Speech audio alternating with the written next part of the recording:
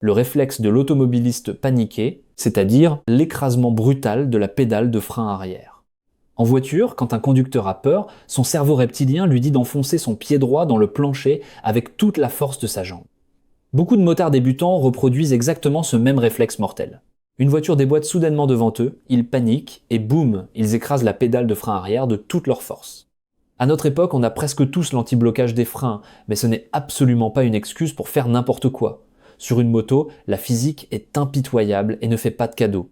Lors d'un freinage d'urgence, le transfert de masse propulse violemment tout le poids de la moto et de votre corps vers l'avant. Les fourches s'enfoncent, le pneu avant s'écrase et le pneu arrière se déleste complètement. Il effleure à peine le sol. Si vous écrasez le frein arrière à ce moment précis, la roue va se bloquer immédiatement, l'électronique va s'affoler en faisant claquer la pédale et surtout, vous n'allez pratiquement pas ralentir, allongeant votre distance de freinage de manière dramatique. Au moins 70% de la puissance d'arrêt d'une moto se trouve dans votre main droite, dans le levier de frein avant. C'est ce levier qu'il faut apprendre à chérir et à maîtriser. Vous devez apprendre à le presser progressivement pour laisser une fraction de seconde au poids de basculer sur le pneu avant et de créer de l'adhérence. Puis serrez fort, très fort.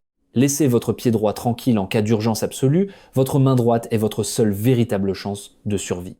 Abonnez-vous à Antonin ATB et claquez un gros pouce bleu.